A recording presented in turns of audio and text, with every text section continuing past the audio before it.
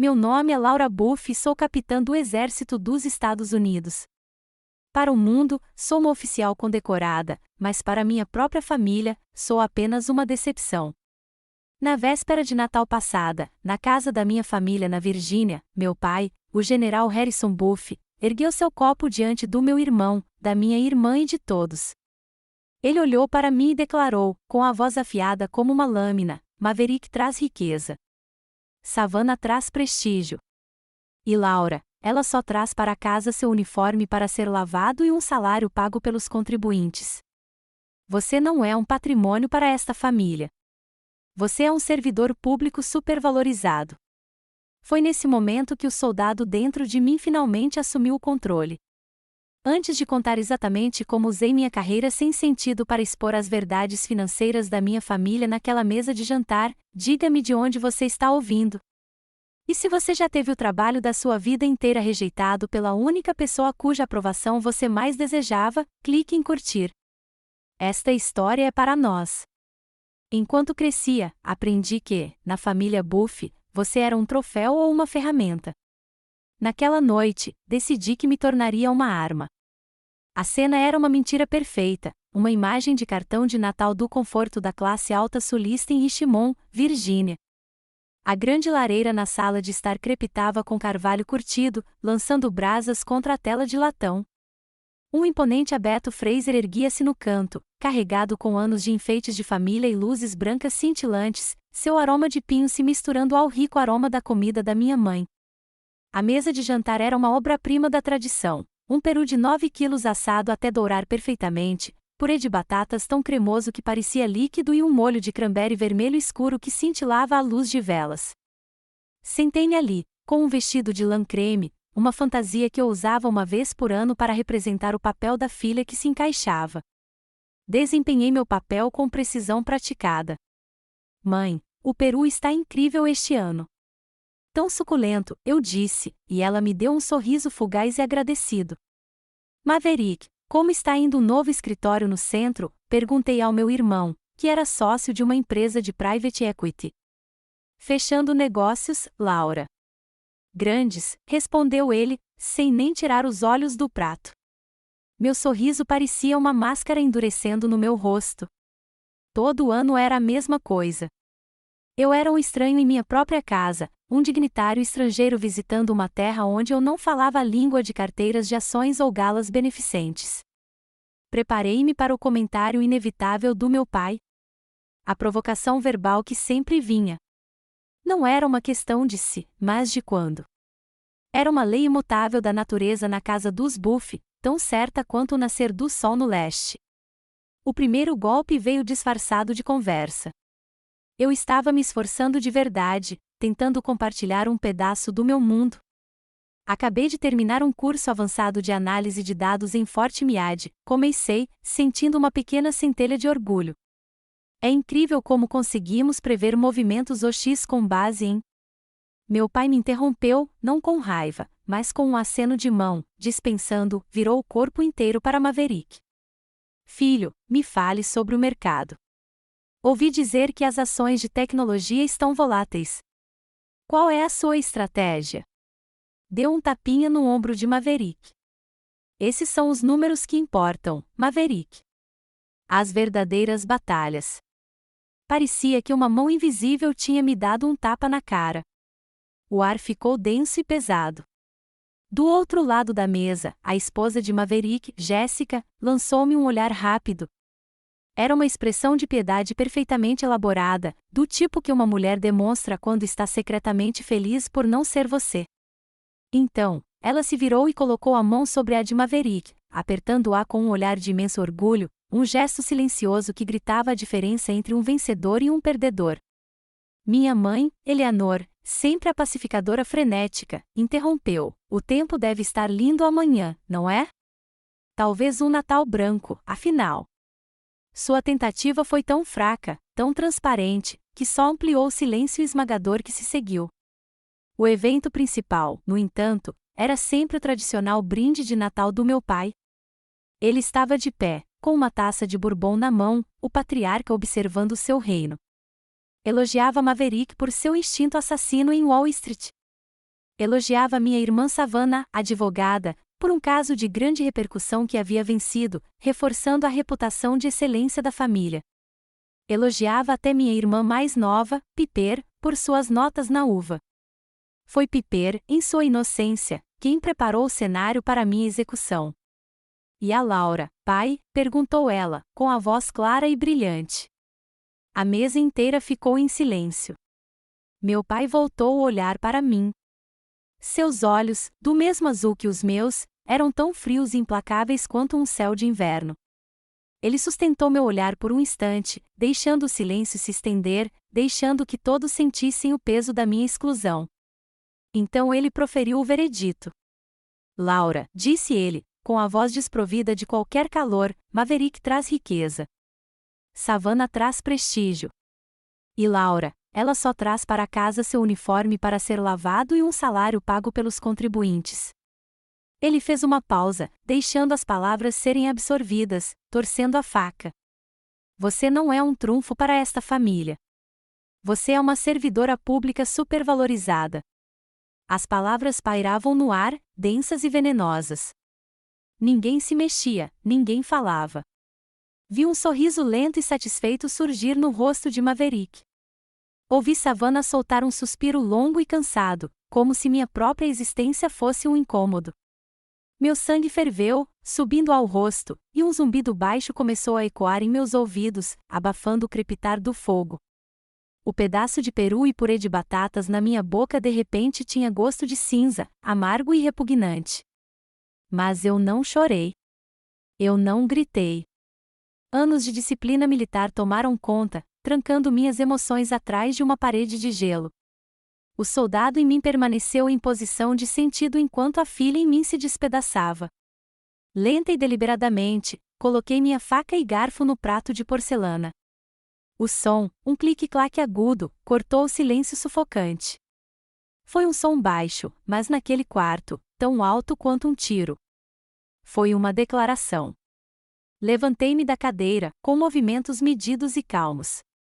Empurrei a cadeira cuidadosamente para debaixo da mesa. Com licença, eu disse.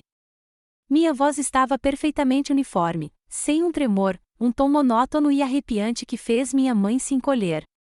Virei-me e fui embora, com as costas retas e a cabeça erguida. Não olhei para o rosto atordoado da minha mãe nem para a raiva crescente do meu pai. Simplesmente caminhei. A pesada porta da sala de jantar se fechou atrás de mim, e só então, sozinho no saguão frio, me permiti respirar. O ar gelado da noite da Virgínia inundou meus pulmões quando abri a porta da frente, mas não era nada comparado ao gelo que acabará de se formar ao redor do meu coração. Ao me afastar de casa, a luz azul estéril do painel pouco fez para aquecer o ar gelado dentro do meu carro. As palavras do meu pai, servidor público superglorificado, ecoaram no silêncio, cada sílaba um novo corte. Um servidor público. Era só isso que eu era para eles? Um item de um orçamento federal? A verdade é que eu era muito mais do que isso. Eu era o benfeitor secreto deles, o fundo de emergência deles. Eu era o banco silencioso e invisível da família Buff. A lembrança que veio à tona primeiro foi a mais dolorosa.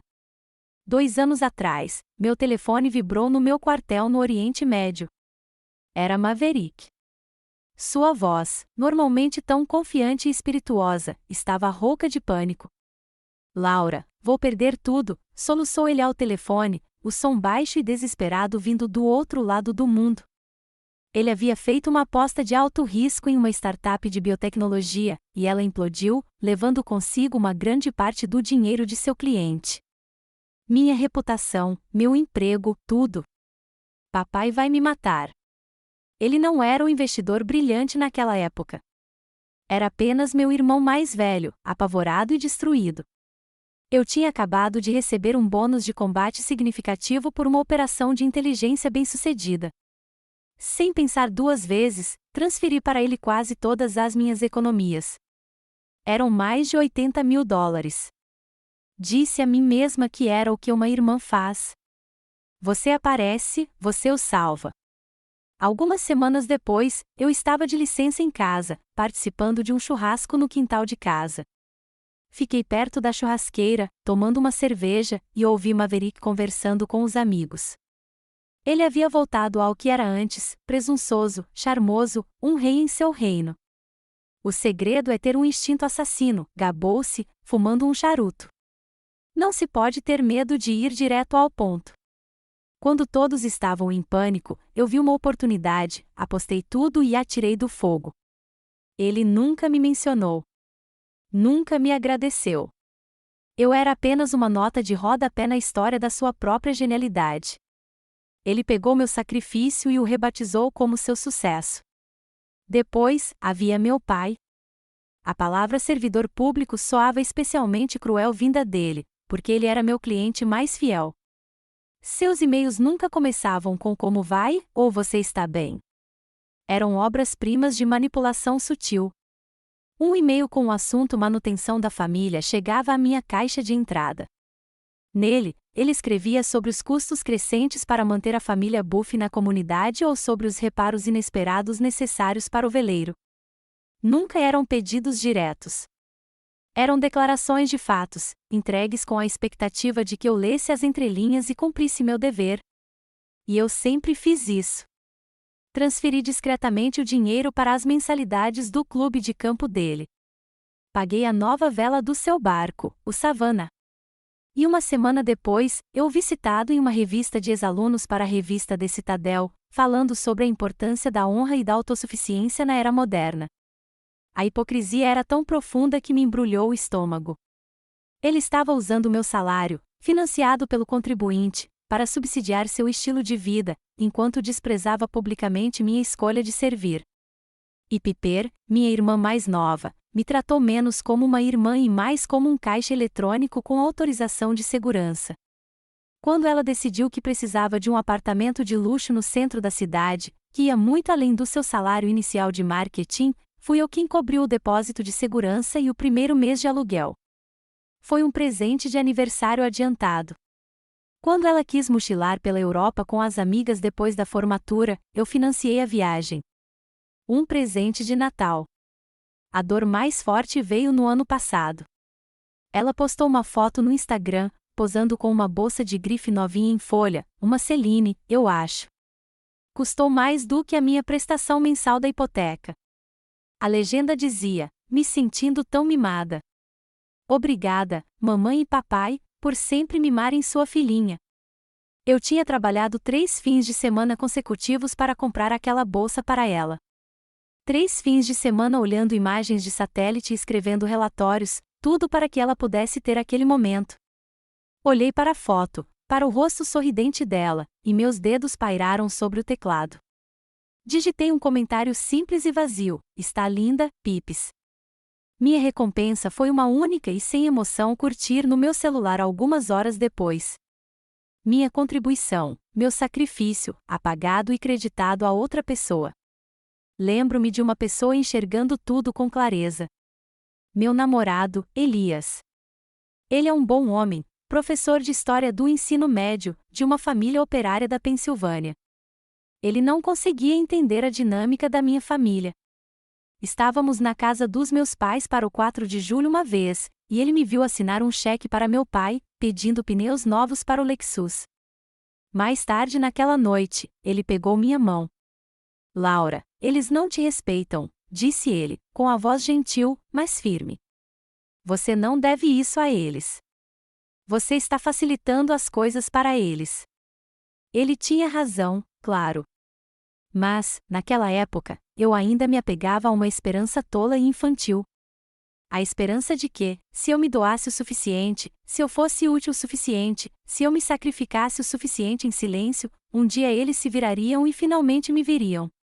Não o servidor público, não o caixa eletrônico, mas eu, Laura, a filha deles, a irmã deles.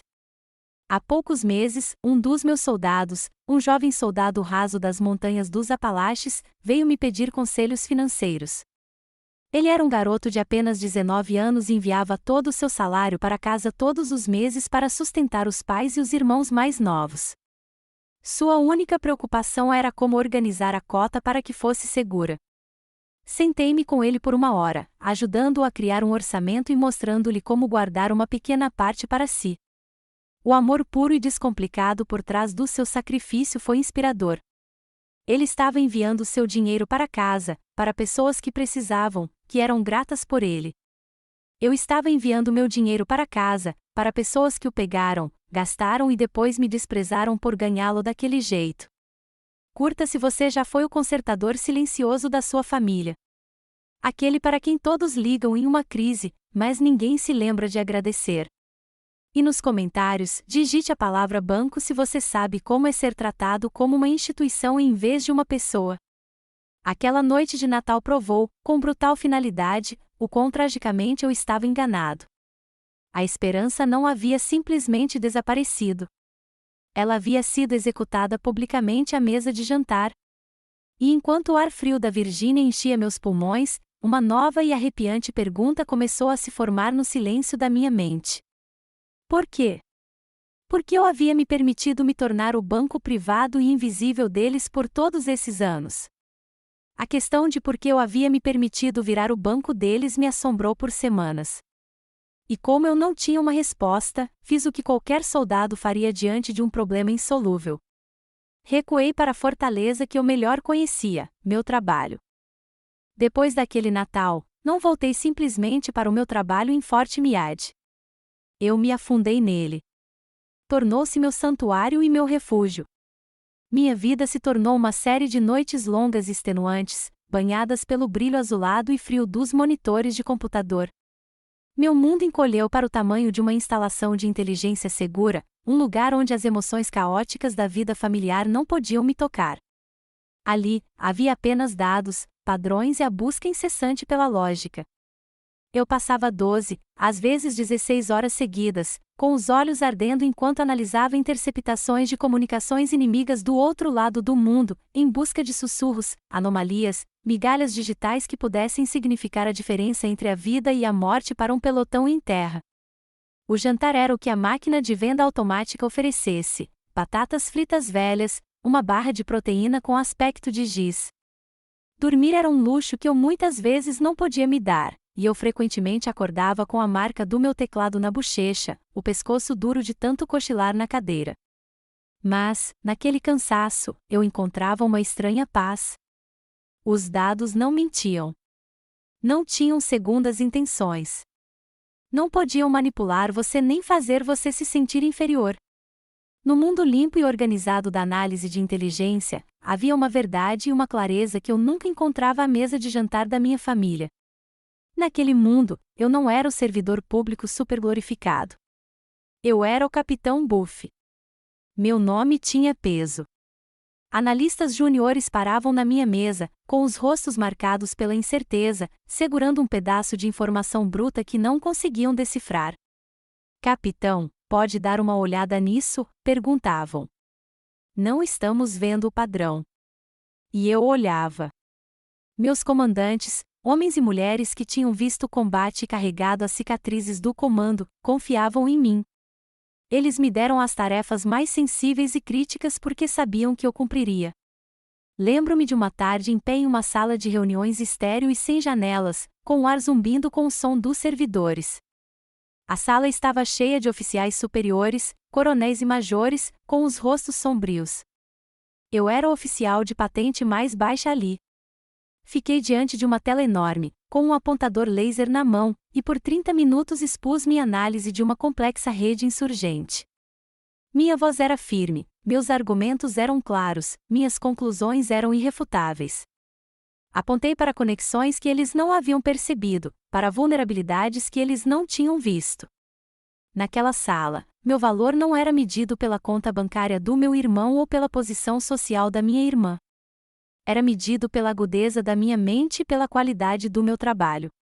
Ali, eu era um trunfo.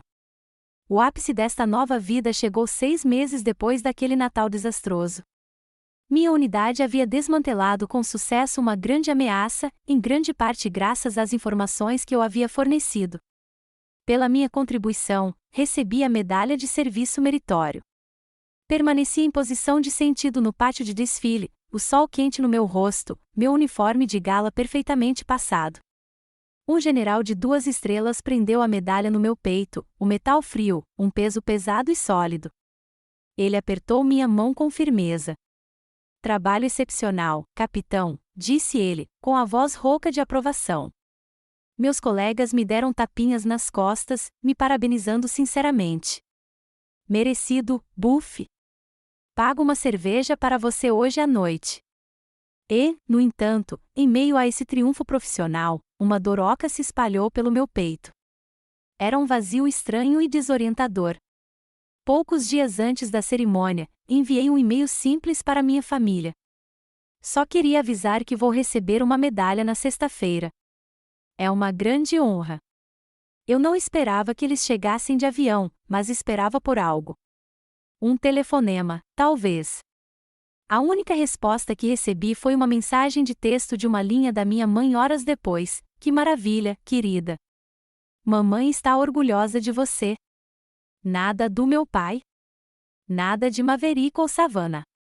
O silêncio deles foi mais alto do que todos os aplausos dos meus colegas. Esta medalha, esta prova tangível do meu valor e dedicação, parecia estranhamente incompleta. Não conseguia preencher o vazio que havia sido criado para o orgulho de uma família. Após a cerimônia, meu comandante, Coronel Miller, me chamou ao seu escritório. Era um homem tranquilo e experiente, com 30 anos de exército, com olhos que viam mais do que eu gostaria. Eu esperava um parabéns formal. Em vez disso, ele fez um gesto para que eu me sentasse. Recostou-se na cadeira, observando-me por um instante. Eu não te chamei aqui só pela medalha, Buff, disse ele, em voz baixa. Embora você tenha merecido muito. Ele pegou uma pasta da mesa. A minha pasta.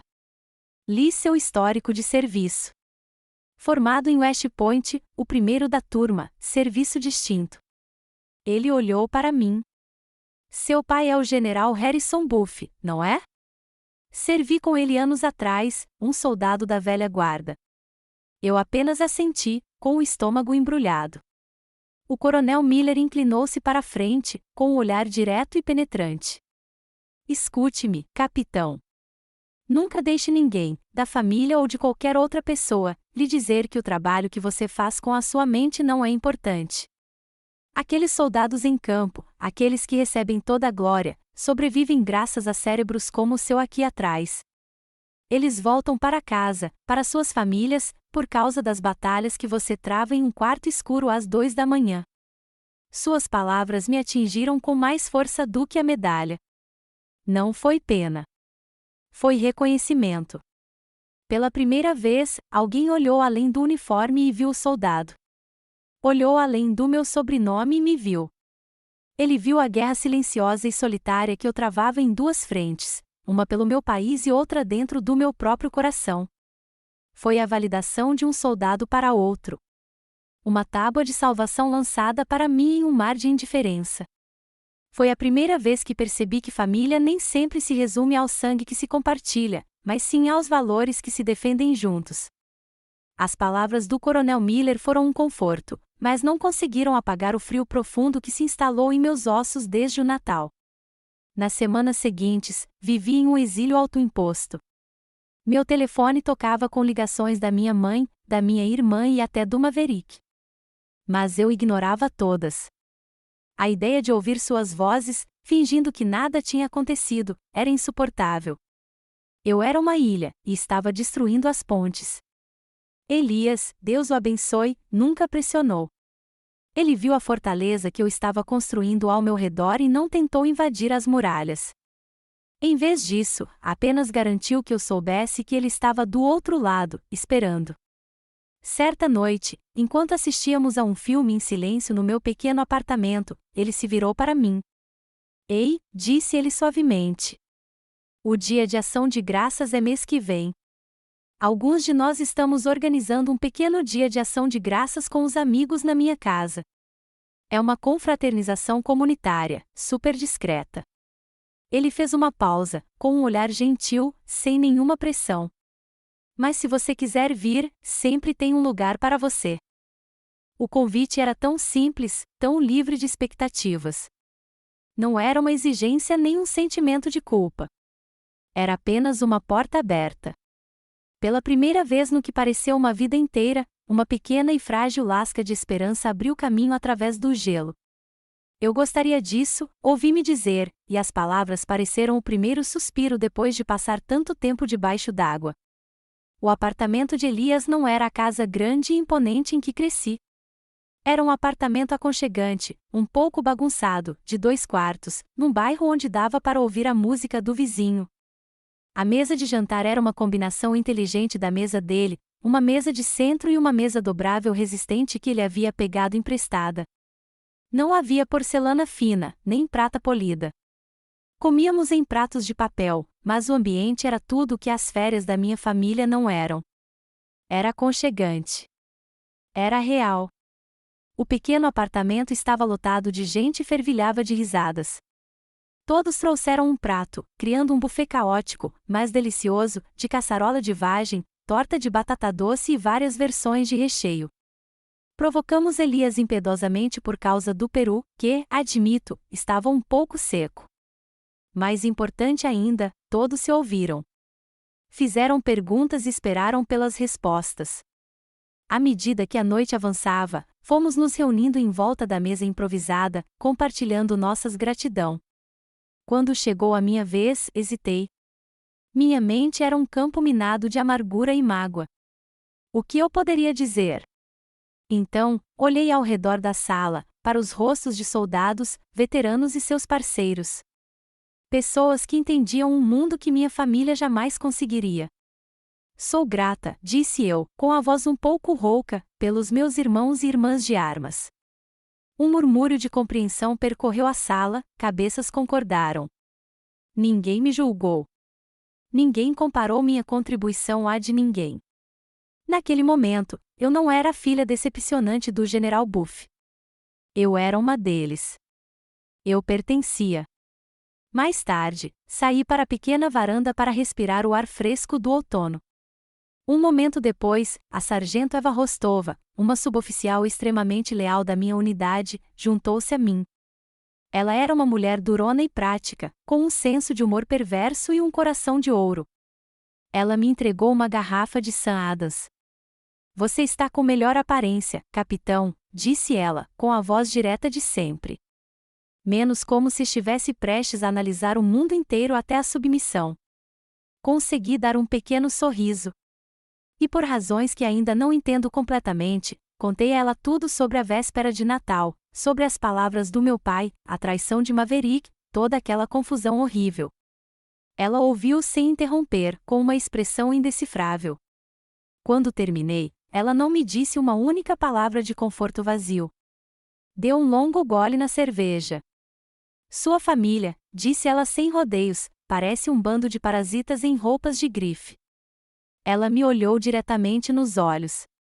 A senhora sabe disso, né? A única questão é quando a senhora vai decidir cortar relações com eles. A dureza dela foi um balde de água fria, e era exatamente o que eu precisava ouvir. Não era pena. Era um diagnóstico. Ela estava me dando permissão para sentir raiva, validando a raiva que eu vinha reprimindo há tanto tempo.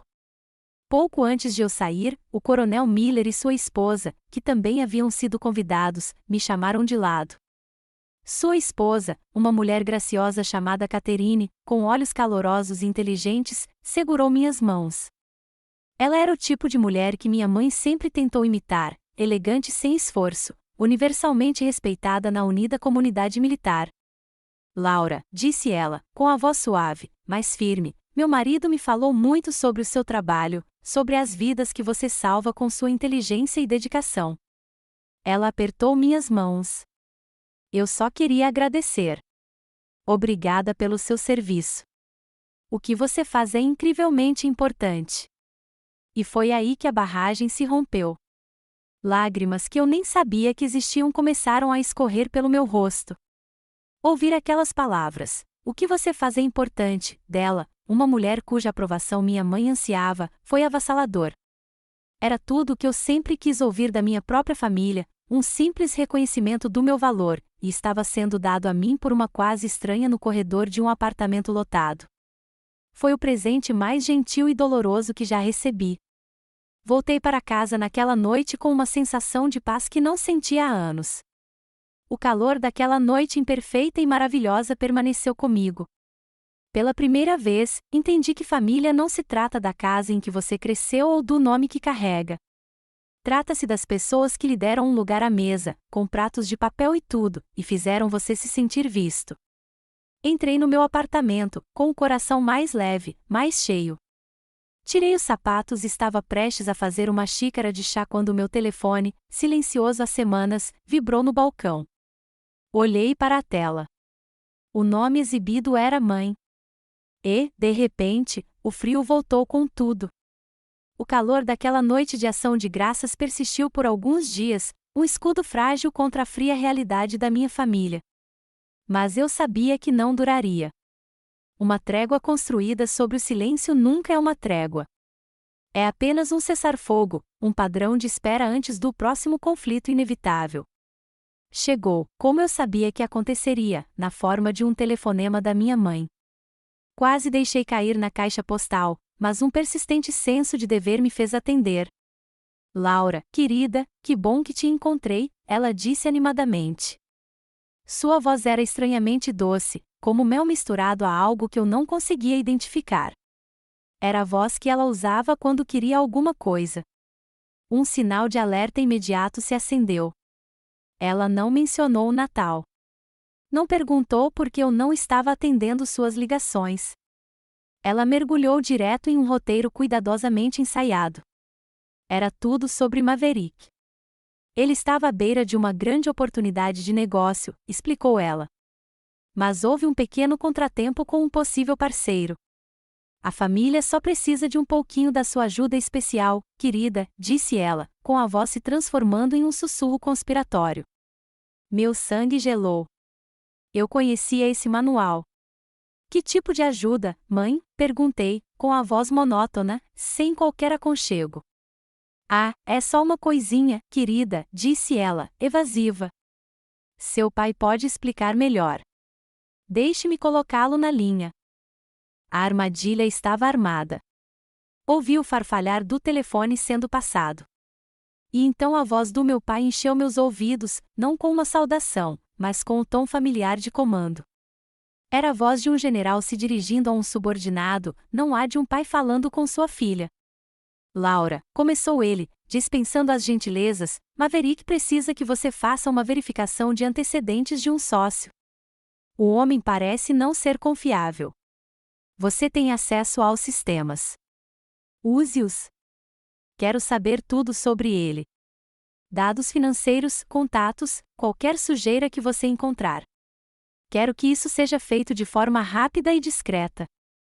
Fiquei paralisada na cozinha, o telefone pressionado com força contra o ouvido. O mundo pareceu desacelerar. Ele não estava pedindo. Ele estava ordenando. Ele estava me ordenando a cometer um crime federal. Um crime que não só encerraria minha carreira em desgraça, como também poderia me levar para Fort Leavenworth, a prisão militar.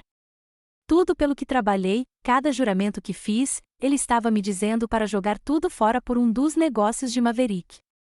Pai, eu não posso fazer isso, eu disse, minha voz quase um sussurro. Tentei manter a firmeza. Isso é ilegal. A explosão do outro lado da linha foi instantânea. Não me fale de ilegalidade, rugiu ele, com a voz embargada de fúria. Estou falando de família. A honra do nome Buff está em jogo. Este homem pode arruinar o seu irmão. Ele não estava apenas gritando. Estava usando sua arma suprema, a manipulação, disfarçada na linguagem do dever. Você jurou proteger este país, Laura. Está me dizendo que não pode usar essas habilidades para proteger a sua própria família? Ou esse seu trabalho burocrático a tornou mole? Ele estava distorcendo meu juramento, o voto mais sagrado que eu já fizera, transformando-o em uma arma contra mim. Ele estava enquadrando minha integridade como uma fraqueza, minha recusa em infringir a lei como uma traição ao meu sangue. Era uma manobra magistral, tóxica e absolutamente cruel. No mundo dele, a honra familiar era um escudo para se esconder, uma justificativa para qualquer ação, por mais corrupta que fosse. Minha honra, a verdadeira honra disciplinada e legal pela qual eu vivia todos os dias, era apenas um inconveniente para ele. Respirei fundo, a raiva começando a dissipar o choque. Minha resposta é não, respondi, com a voz mais clara e forte. Não vou abusar da minha posição. Não vou infringir a lei por Maverick nem por ninguém. Houve um momento de silêncio mortal na linha. Quando meu pai voltou a falar, a raiva havia desaparecido. Fora substituída por algo muito mais aterrorizante: gelo. Sua voz era fria, áspera e totalmente desprovida de emoção. Tudo bem, disse ele, a única palavra transbordando desprezo. Se você escolheu o governo em vez do seu próprio sangue, que assim seja. Ele deixou a ameaça pairar no ar por um instante antes de desferir o golpe final. Tenho alguns velhos amigos no Pentágono, Laura.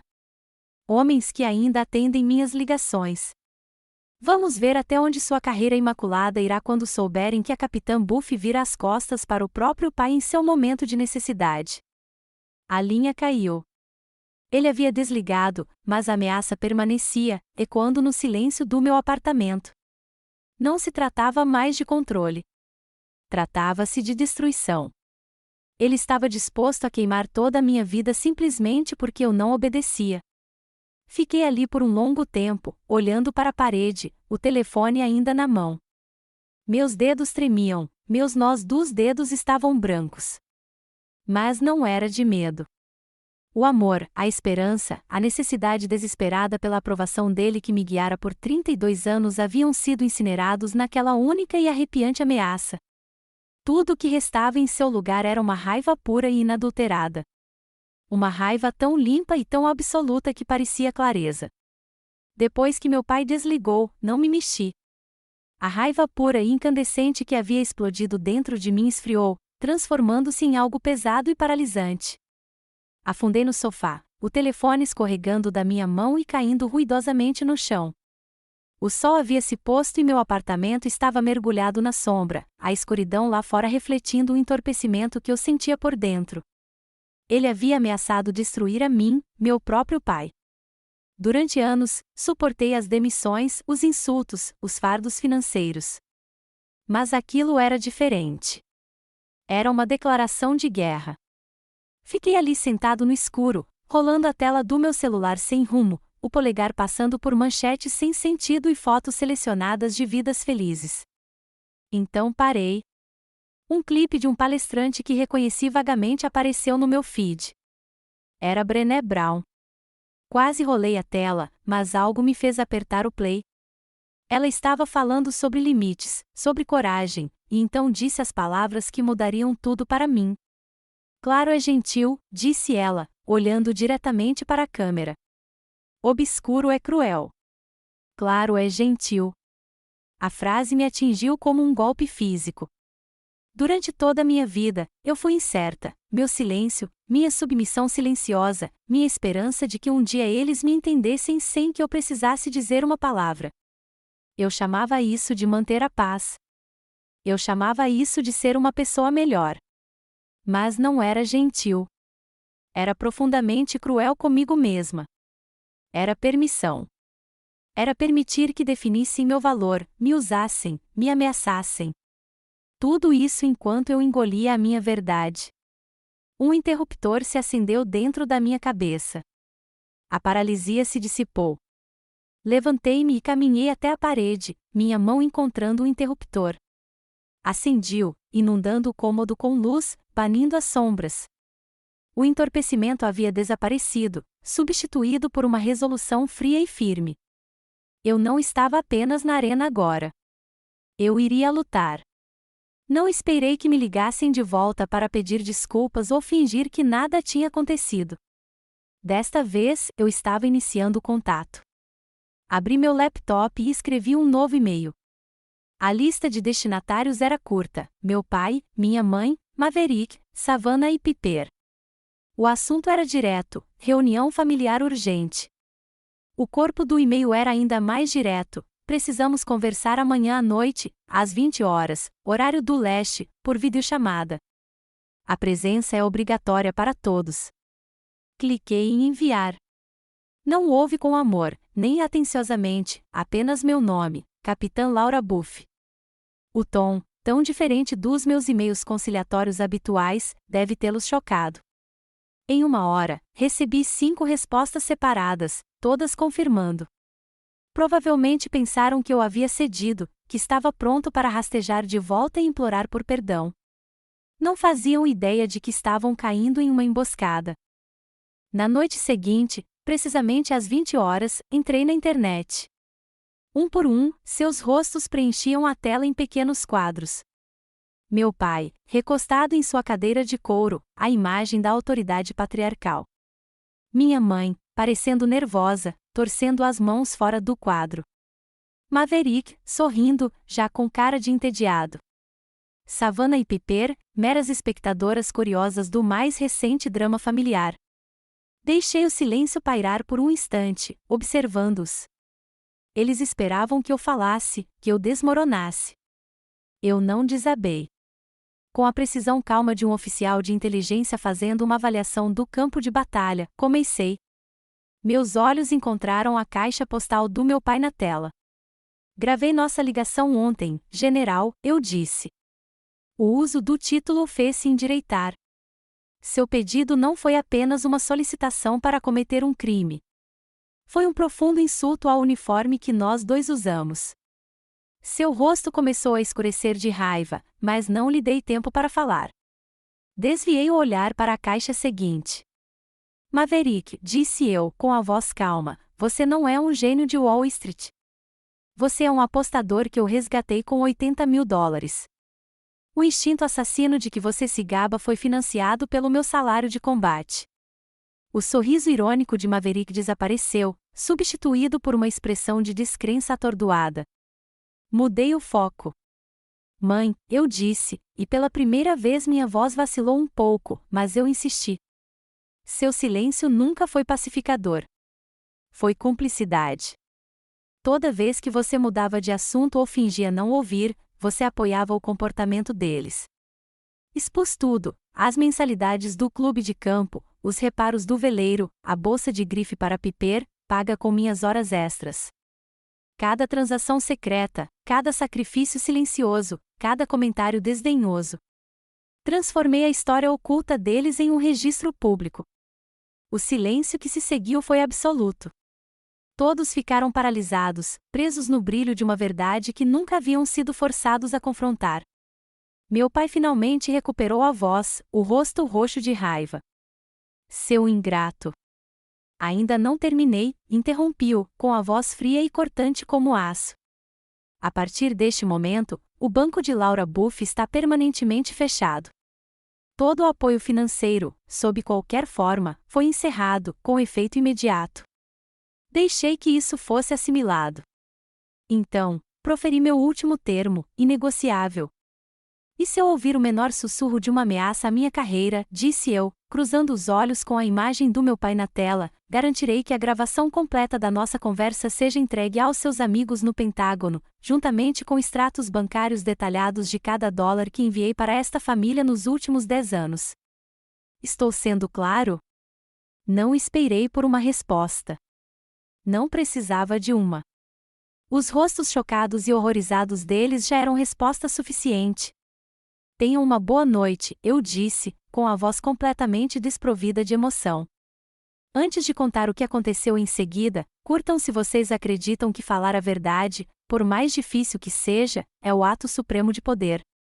E se vocês já tiveram um momento de desânimo em que finalmente se defenderam, é só digitar minha vez nos comentários abaixo. Vamos celebrar essa força juntos. Então, movi o cursor até o botão vermelho na tela e encerrei a ligação, deixando-os sozinhos com nada além de uma tela preta e os destroços que eles mesmos criaram. Pela primeira vez na vida, fui eu quem desligou primeiro. Encerrar aquela ligação foi como puxar o pino de uma granada. A descarga inicial de adrenalina deu lugar à realidade fria e dura do que eu tinha acabado de fazer. Eu não tinha apenas me defendido. Eu tinha declarado guerra à minha própria família. E meu pai era um general que sabia lutar. Palavras não bastavam. Uma ameaça só era válida se você estivesse disposto a agir para apoiá-la. Eu precisava de uma arma. E, mais importante, precisava de uma estratégia. Pensei na falecida juíza da Suprema Corte, Ruth Bader Ginsburg. Lembrei-me de uma de suas famosas citações: lute pelas coisas com as quais você se importa, mas faça-o de uma forma que leve outros a se juntarem a você. Eu não estava mais lutando apenas por mim mesmo. Eu estava lutando por um princípio. Para isso, precisava de um aliado que entendesse as regras daquele campo de batalha específico. Na manhã seguinte, eu estava em um trem para Washington, desde minha busca por assessoria jurídica era direcionada e específica. Eu precisava de alguém especializado em disputas familiares complexas, mas que também entendesse a cultura e as leis únicas das Forças Armadas. Minha pesquisa me levou a um nome: Evelyn Reed, ex-coronel do Corpo de Advogados Gerais, o braço jurídico do Exército. Ela era agora uma das litigantes mais formidáveis de Washington, D.C., conhecida por sua mente afiada e abordagem implacável. Seu escritório, a poucos quarteirões do Capitólio, era elegante e moderno, todo de vidro e aço. Era intimidante, mas a própria senhora Reed não era.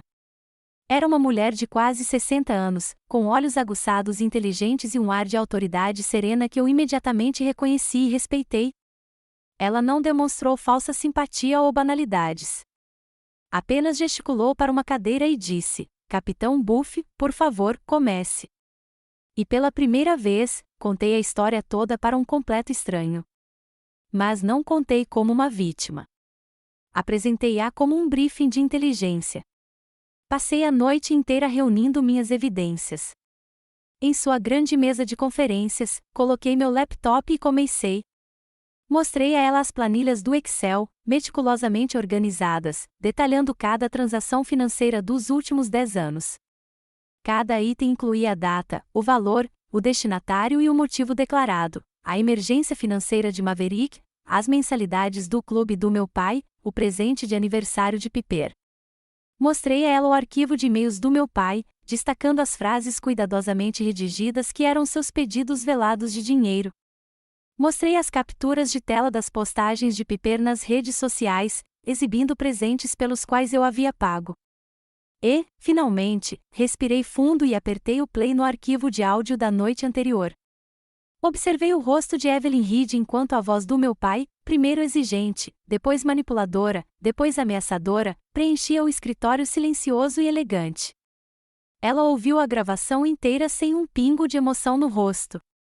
Sua expressão era a de um perfeito rosto de pôquer, impossível de decifrar. Quando a gravação terminou e o silêncio retornou, senti um nó de ansiedade se apertar no estômago. E se ela não acreditasse em mim? E se ela pensasse que eu era apenas mais uma filha mimada com uma briga de família? Evelyn recostou-se na cadeira, entrelaçando os dedos. Ela olhou para a montanha de evidências que eu havia apresentado. Então, olhou para mim. Capitão Buff, disse ela, com a voz calma e comedida, isto não é um drama familiar. É um padrão documentado e sistêmico de abuso financeiro, coerção e extorsão. Ela se inclinou para a frente, seus olhos se encontrando com os meus. E nós vamos lidar com isso. O alívio que me inundou foi tão intenso que quase me fez cair de joelhos. Foi uma validação. Foi a confirmação de um profissional experiente e objetivo de que eu não era louco. Eu não era ingrato e não estava errado. Eu havia encontrado meu aliado. Poucos dias depois, uma aliança ainda mais inesperada surgiu. Meu telefone tocou e o identificador de chamadas dizia Savannah. Quase recusei a ligação, me preparando para uma enxurrada de raiva e acusações, mas a curiosidade me venceu. Sua voz, quando atendi, não era raivosa. Era hesitante, incerta e carregada de algo que eu nunca tinha ouvido dela antes, vergonha. Laura, ela começou, depois fez uma pausa. Eu estava naquela ligação. Ouvi a gravação que você tocou. Outra pausa. Eu não fazia ideia de que era tão ruim. Eu sabia que o papai era duro com você e que o Maverick era, bem, o Maverick. Mas eu não sabia do dinheiro. Não de todo. E eu não sabia que o papai te ameaçava. Eu não disse nada. Apenas escutei. Olha, disse ela, com a voz um pouco mais forte, eu não posso ajudar com o dinheiro. Você conhece a minha situação. Mas se precisar de uma testemunha, se precisar de alguém para confirmar a forma como você foi tratada, as coisas que foram ditas ao longo dos anos, eu farei isso. Foi a primeira vez em toda a minha vida que minha irmã ficou do meu lado. Uma aliança estava se formando dentro das próprias fileiras inimigas. Na nossa reunião seguinte, Evelyn Reed expôs o plano de batalha. Era brilhante em sua simplicidade e agressividade. Não entraremos com um processo imediatamente, explicou ela, andando lentamente de um lado para o outro em frente à janela do seu escritório. É uma atitude defensiva. É o que eles esperariam. Isso se arrastaria por anos e se tornaria confuso. Ela parou e se virou para mim. Em vez disso, vamos lançar um ataque preventivo. Elaboraremos um pedido formal de mediação e acordo. Nele, listaremos todas as transações dos seus arquivos. Eu os analisei, e muitas das transferências para o seu irmão, sem qualquer acordo formal, podem ser legalmente definidas como empréstimos pessoais sem documentação, não como doações. Exigiremos um plano de pagamento estruturado. Além disso, o documento incluirá uma ordem formal de cessar e desistir contra qualquer contato que possa ser percebido como ameaçador ou coercitivo, citando a gravação como prova. Ela me deu um sorriso fino e confiante. Essa estratégia alcança 2 objetivos. Primeiro, coloca-os em desvantagem. Eles serão forçados a reagir aos nossos termos, e não o contrário. Segundo, muda toda a dinâmica de poder. Não estamos mais pedindo respeito. Estamos exigindo responsabilização. Ao ouvi-la, senti os últimos vestígios da vítima se dissiparem. Não se tratava apenas de reaver meu dinheiro ou mesmo de um pedido de desculpas. Tratava-se de recuperar meu poder. Eu não estava mais na defensiva. Eu estava no ataque. O dia da mediação pareceu menos uma reunião familiar e mais um briefing pré-combate. A sala de conferências de Evelyn Reed era um campo de batalha moderno e estéril, de vidro e cromo, com vista para a arquitetura cinzenta e imponente de Washington, D.C. O ar estava frio e cheirava levemente a couro caro. Não era lugar para emoções. Era lugar para veredictos. Sentei-me ao lado de Evelyn, vestida com um elegante terninho azul marinho escuro que mais parecia uma armadura do que uma vestimenta. Do outro lado da mesa de mogno polido, sentava-se a oposição. Meu pai, o general Harrison Buff, estava ladeado por seu advogado, um velho amigo do clube de golfe chamado Arthur Vance. O general estava sentado com a postura ereta, os braços cruzados firmemente sobre o peito, o maxilar contraído numa máscara de indignação. Meu irmão, Maverick, sentou-se ao lado dele, tentando projetar um ar de tédio indiferente. Mas os olhares nervosos constantes que lançava ao próprio advogado o traíam. E minha mãe, ela apenas olhava para as próprias mãos, cruzadas firmemente sobre o colo, um retrato de uma miséria silenciosa. O ar estava carregado de uma hostilidade tão palpável que quase dava para sentir o gosto. Não era uma reunião. Era uma negociação de cessar-fogo, e eles tinham vindo exigir minha rendição incondicional. Arthur Vance, um homem de voz potente e a postura autoconfiante de alguém a quem nunca foi dito não, deu início ao assunto. Ele iniciou um monólogo condescendente sobre a santidade da família, o atrito natural entre gerações e como tudo isso não passava de um triste mal-entendido causado por uma filha que sempre foi um pouco sensível demais. Evelyn o deixou falar. Ela permaneceu imóvel, com as mãos calmamente apoiadas sobre uma pasta grossa à sua frente, deixando-o esgotar seu estoque de clichês condescendentes. Eu observava e não sentia nada além de uma pena fria e distante. Ele não fazia ideia do que estava por vir. Quando Arthur finalmente se acalmou, Evelyn não respondeu ao sermão. Ela simplesmente empurrou a pasta grossa para o centro da mesa com um baque suave e definitivo. Senhor Vance, disse ela, sua voz cortando o ar viciado como o bisturi de um cirurgião, não estamos aqui hoje para discutir sentimentos. Estamos aqui para discutir os números dentro desta pasta. Ela fez uma pausa, seus olhos percorrendo meu pai e Maverick antes de voltarem para o advogado deles. E estamos aqui para discutir o título 18, seção 875 do Código Federal dos Estados Unidos, que se refere ao ato de extorsão interestadual. A sala ficou completamente silenciosa. A cor desapareceu do rosto de Arthur Vance. Maverick, que estava largado na cadeira, sentou-se repentinamente ereto. Os olhos do meu pai se estreitaram em fendas de fúria. O ataque havia começado. Com a precisão imparcial de um cirurgião, Evelyn começou a dissecar as finanças da minha família. Ela não levantou a voz. Não precisava.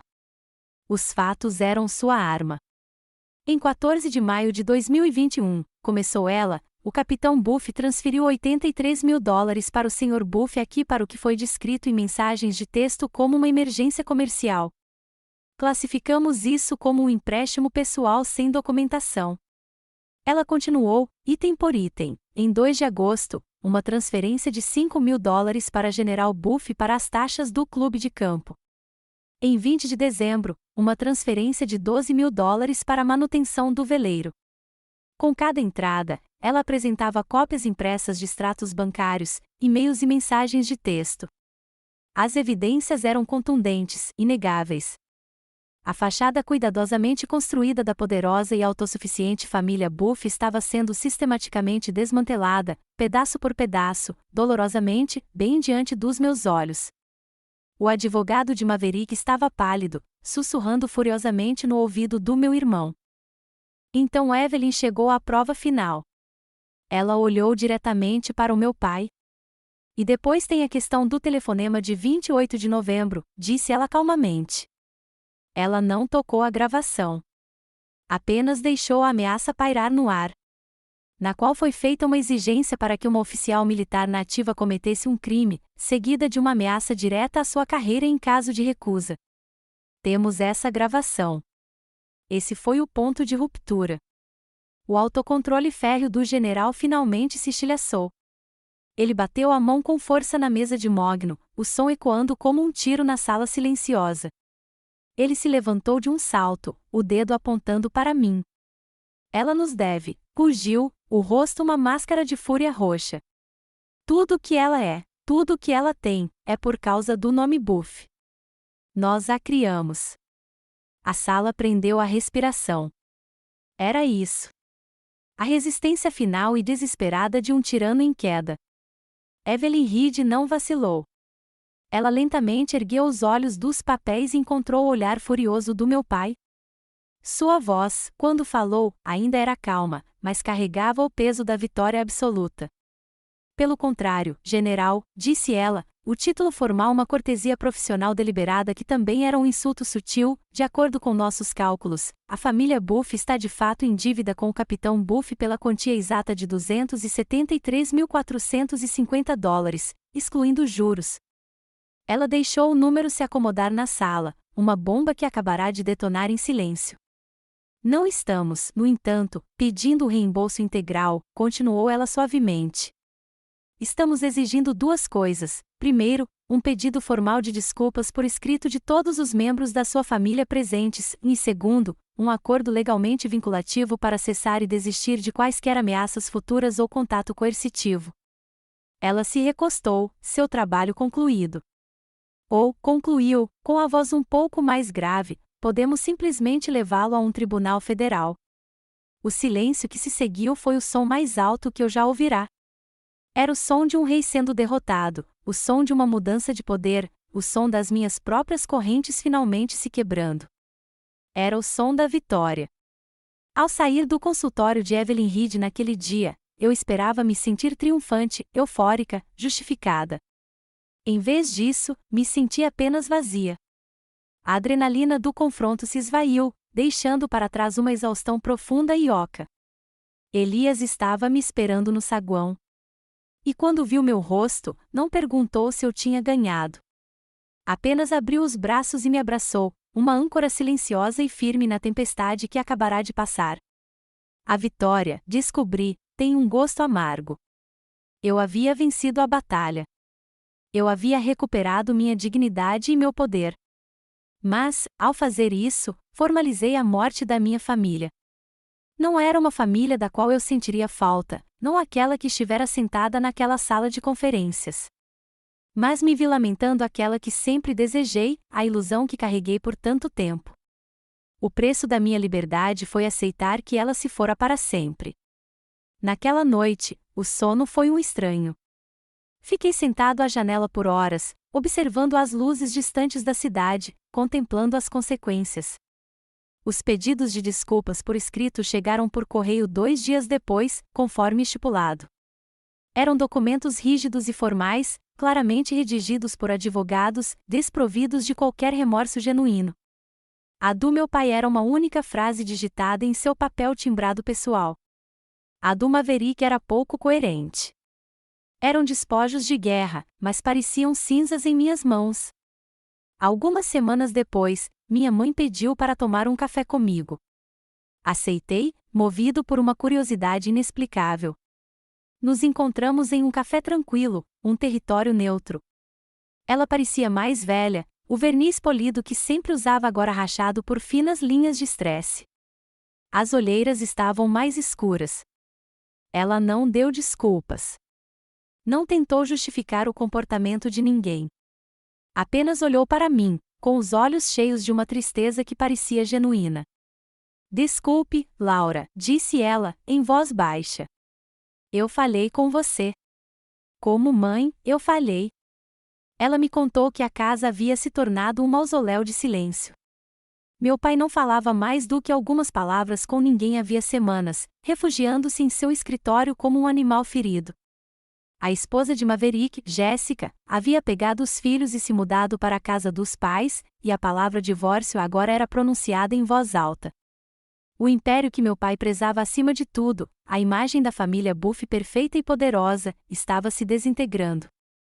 Nossa conversa não curou magicamente 30 anos de feridas, mas foi honesta. Pela primeira vez, ela não era a esposa do general. Era apenas uma mulher admitindo sua própria fraqueza. Eu nunca fui corajosa o suficiente para ser a mãe que você merecia, disse ela, com lágrimas nos olhos. Mas você me mostrou o que é a verdadeira força. Não foi uma reconciliação, mas foi um começo, uma pequena porta para um relacionamento novo e mais honesto. Maverick me procurou uma semana depois. Ele me encontrou em um parque perto do meu apartamento, onde às vezes vou para correr. Ele não parecia mais um titã de Wall Street. Parecia cansado, derrotado e profundamente amargurado. Você está feliz agora? Disparou ele, com as palavras carregadas de ressentimento. Você destruiu tudo. Olhei para o meu irmão, o homem que eu havia salvado, e não senti raiva, apenas uma profunda sensação de pena. Não, Maverick, respondi, com a voz calma. Eu não o destruí. Só acendi as luzes. Já estava quebrado. Ele ficou ali, esperando que eu exigisse o dinheiro, que me vangloriasse, que dissesse algo que o fizesse sentir-se justificado em sua raiva. Eu não disse. Eu já havia conquistado o que importava. O dinheiro nunca fora o objetivo. Tudo o que eu sempre quis foi que me vissem. Ele não conseguiu dizer que sentia muito, mas seu silêncio, sua incapacidade de encontrar meu olhar, era uma espécie de confissão. Nas semanas seguintes, a raiva que eu carregara por tanto tempo começou a parecer um fardo pesado. Tinha cumprido seu propósito. Tinha alimentado minha luta. Mas agora a guerra havia acabado, e carregá-la ainda mais só estava me envenenando. Comecei a ler sobre Nelson Mandela, sobre como ele havia encontrado a força para perdoar seus captores após décadas de prisão. Me deparei com uma citação dele que ficou gravada em meu coração. Ressentimento é como beber veneno e depois esperar que ele mate seus inimigos. Percebi então que minha batalha final não era com minha família. Era comigo mesma. A raiva era minha prisão agora, e eu era a única que tinha a chave.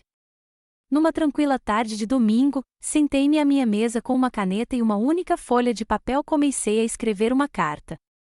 Querido pai, escrevi. Escrevi sobre a garotinha que o idolatrava, que se alistou no exército só para sentir uma fração do seu orgulho. Escrevi sobre a dor de ser perpetuamente invisível, de ter o trabalho da minha vida descartado como uma novidade.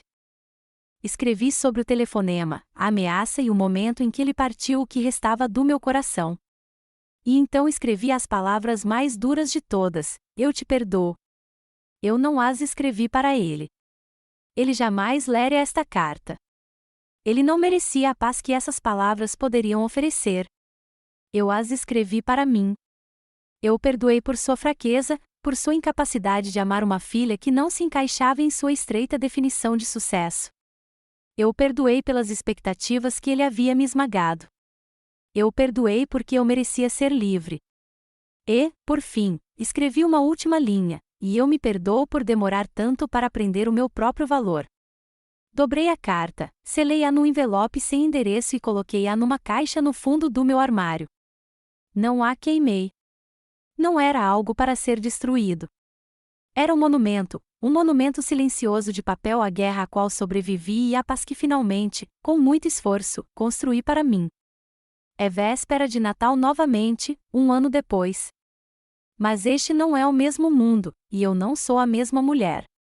Elias e eu estamos em nosso próprio apartamento, um espaço aconchegante e iluminado que nos faz lembrar de nós.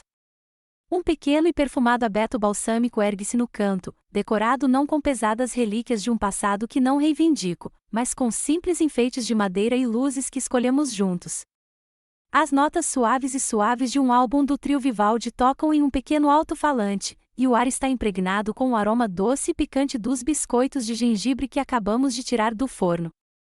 Não há tensão, nem julgamento. Há apenas uma paz tranquila.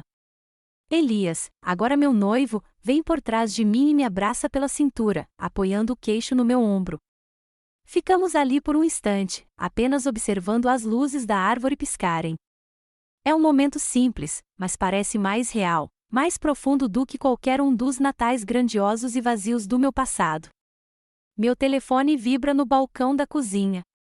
Por uma fração de segundo, um antigo fantasma de ansiedade cintila dentro de mim, uma lembrança muscular de pavor, mas desaparece tão rápido quanto surgiu. Atendo. É uma videochamada da minha mãe. Atendo, e o rosto dela aparece na tela, sorrindo. Atrás dela, vejo Savannah e Piper, com as mãos polvilhadas de farinha, rindo enquanto decoram biscoitos na ilha da cozinha. Feliz Natal para vocês duas, diz minha mãe, com a voz alegre e sincera. Feliz Natal, mãe, respondo, e Elias ecoa o sentimento. Conversamos por alguns minutos, uma conversa leve e tranquila sobre o tempo e receitas de biscoitos. Não é uma ligação longa. Não é uma ligação profunda, mas é real. Meu pai e Maverick não estão mais lá. Algumas rixas são profundas demais para serem superadas, mas o relacionamento que tenho agora com minha mãe e minhas irmãs é novo, construído com base na honestidade e no respeito cuidadoso aos limites. Não é perfeito, mas é verdadeiro. Antes de desligar, minha mãe me conta uma pequena história. Ela me conta que meu pai andou lendo livros sobre guerra moderna e inteligência recentemente. Ela disse que o encontrou uma noite em seu escritório, olhando para o fogo. Ele se virou para ela e murmurou, quase para si mesmo: esse trabalho da Laura é mais complicado do que eu pensava. Não foi um pedido de desculpas. Não era para eu ouvir. Mas, vindo de um homem como o general Harrison Buff, foi uma mudança tectônica. Um ano atrás, aquelas palavras teriam sido tudo para mim. Agora, ouvindo-as em segunda mão, apenas sorriu. Não preciso mais da validação dele, mas fico feliz, pelo bem dele, que ele tenha encontrado um pouco de compreensão. Há alguns meses, subi em um palco, na minha própria cerimônia de promoção. A folha de carvalho prateada de um major estava presa ao meu uniforme. Após os procedimentos oficiais, fui inesperadamente convidado a dizer algumas palavras aos oficiais mais jovens presentes. De pé naquele pódio, observando seus rostos jovens e ávidos, não falei sobre estratégia ou geopolítica. Falei sobre um tipo diferente de guerra. Integridade, comecei, com a voz clara e firme, não é algo que se pratica apenas no campo de batalha. Começa muito antes disso. Começa em sua própria casa. Começa com os limites que você se recusa a cruzar e com a forma como permite que os outros o tratem. Não usei nomes. Não precisei. Nunca deixe ninguém, eu disse, olhando nos olhos de uma jovem tenente na primeira fila, não importa sua patente ou linhagem, definir seu valor. Seu valor não é determinado pela aprovação deles. Ele é forjado em seu próprio compromisso com a honra, com a verdade e com o juramento que você fez.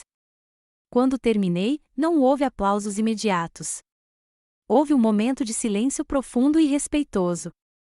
Então, a sala explodiu em uma onda de aplausos que pareceu mais significativa do que qualquer medalha que eu já tivesse recebido. Naquele momento, percebi que havia encontrado minha verdadeira voz. Não apenas como soldado, mas como líder. A história termina aqui, numa tranquila tarde de outono. Elias e eu caminhamos de mãos dadas por um parque depois de Cristo. As folhas estalam sob nossos pés, o ar fresco e limpo. O sol poente pinta o céu em tons de laranja e roxo. Meu pai escreveu seu testamento para mim naquela véspera de Natal, 2 anos atrás. Foi um testamento verbal que me deixou sem nada, que me excluiu do legado familiar. Mas, após a guerra, finalmente escrevi meu próprio testamento. Não está escrito no papel, e não há bens para dividir. Meu legado não está em ações ou propriedades. Meu legado é a paz que lutei para conquistar.